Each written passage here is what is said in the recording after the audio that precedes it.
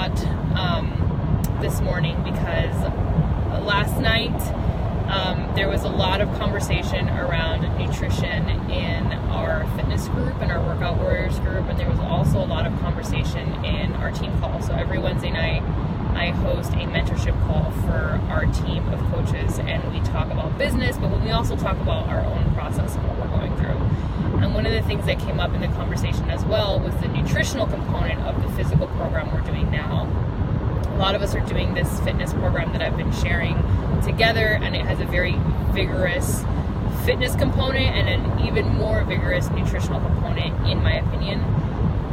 And so a lot of us have been having very unique experiences with it, and we've been talking a lot about it, which I think is really powerful.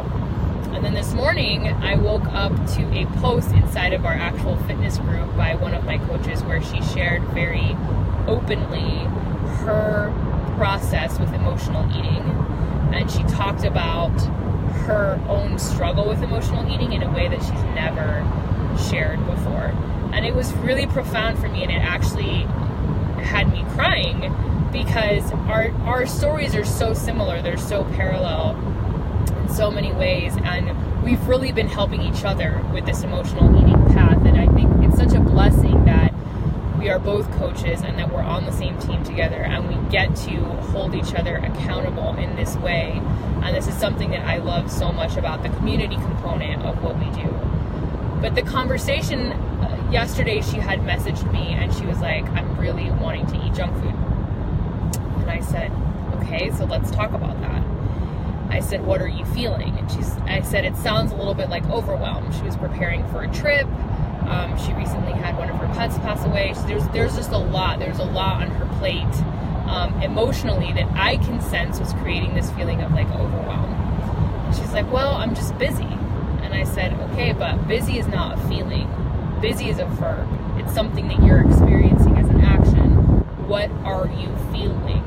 And it took her a second to like pause, and then she messaged me and she's like, I'm exhausted, I'm stressed, I'm anxious, I'm emotional. And I was like, there you go. You know, you are having all of these really, really difficult feelings, and given our history and our past, we know that when we feel that way, we immediately want to eat something to help us feel better, quote unquote. So we're doing a term that I used yesterday in my video. We're eating to medicate wounds. We're not eating to nourish our body. And there's a very distinct difference between those two things. But for so many of us, we've been medicating our wounds for so long with food that we don't even know the difference between eating to nourish the body or eating because our emotional wounds are asking us for a certain food, or our mind is asking us for a certain food. So that conversation really had me thinking a lot, and it reminded me of something that Viktor Frankl said in his book Man's Search for Meaning, which if you've never read Man's Search for Meaning is a phenomenal book and should be read. He was a Holocaust survivor, and he's a doctor, he's a psychiatrist. He got psychologist or psychiatrist, I now don't remember. I'm going to say psychologist instead. He got sent to the camps. He survived somehow because he was a doctor and he was needed for certain things. And he developed this theory during his time. He was already kind of developing a theory outside of the camps, and while he was in his camp, he walked away with this very, very profound insight. And so I'll put the link to the book when I'm not driving in the comments so you guys can find it. But he talks about between stimulus and response, there is a gap of time. Between when something happens to us, like a feeling or an event or a circumstance, and how we respond to it, whether it's verbally or physically or energetically, there is this gap. There's a small lapse of time. And this is what makes humans so uniquely different than animals. We have the capacity to really expand that gap between stimulus and response. And when we cultivate that gap, it allows us to make different choices than we would have made had we not been mindful of that gap.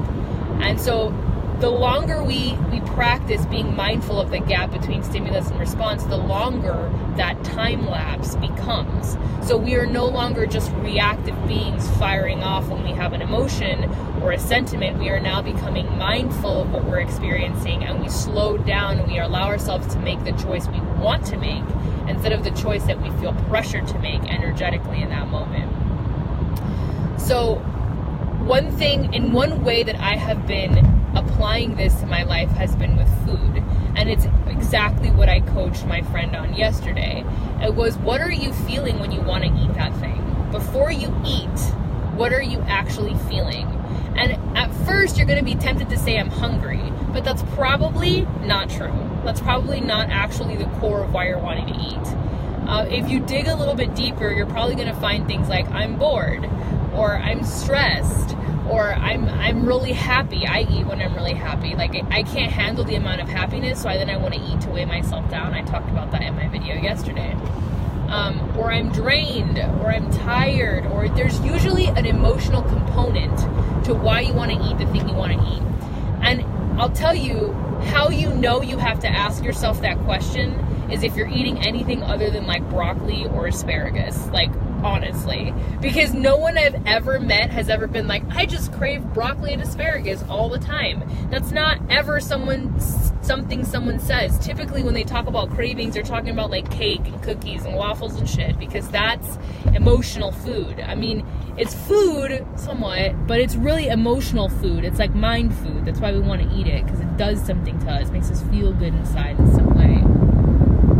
So asking yourself that question and just waiting, extending that gap between the desire that comes up, I want to eat this thing. Okay, pause and ask yourself, what are you feeling in that moment? And just let that gap sit there for long enough that you can actually understand what's going on in your body. If the answer is anything other than I'm just purely hungry and I need to nourish my body, so I'm going to find nourishing food, then that's not a good enough reason to eat the thing that you want to eat. And this is something I'm really, really, really learning hardcore in this program, which has been really hard for me. I have a very long history of emotional eating. I'm very comfortable with emotional eating. I'm very also comfortable with talking myself out of coaching myself through my emotional eating. I'm really intelligent at like outwitting myself to why this makes sense that I should eat this thing that I shouldn't eat. You know, and that's part of my pattern. That's part of my habit. That's something I've created over time because of this behavior that I've had over time. And it's not, at this point, and this is why coaching is so different than counseling, it's not so much important for you to go back and figure out where it came from. I mean, it's cool if you figure that out. That's fine. If you're an emotional eater and you're like, oh, this started when I was 10 because my mom or whatever. But that's not necessary for you to change your behavior in the present. That's not a requirement for you to move beyond what you're experiencing now. So if you are experiencing this habit of emotional eating and you're not pausing to ask yourself, what am I feeling when you want to eat something? That has to come first. It has to come first. And if you practice this long enough, even just a week of you practicing every time you want to eat something, like, what am I feeling? Why do I want to eat this thing? And you don't have an aha moment, I would be tremendously shocked, because this was huge. It was pivotal for me when I first applied it to food. Of course, it applies to everything else, relationships, arguments with people, unpleasant circumstances. Before responding, pause and, be with it. You can use it everywhere in your life, but it's also really applicable to food. So I just wanted to drop that nugget of wisdom this morning, because it was really kind of spinning in my mind since this conversation about nutrition has been coming up a lot, thanks to this really life-changing program. I cannot speak enough good words about it, and only because it was designed with so much precision and so much challenge in it that it demanded that I rise up to the version of me that I know I want to be and I am afraid of becoming for some reason or another.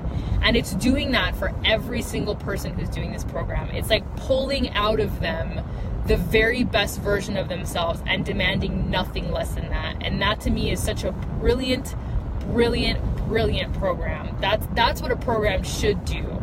It should demand that you rise up to meet that version of yourself that you know you're capable of becoming, but you've held back from becoming for whatever reason, whatever story you've got about why you can't be that person.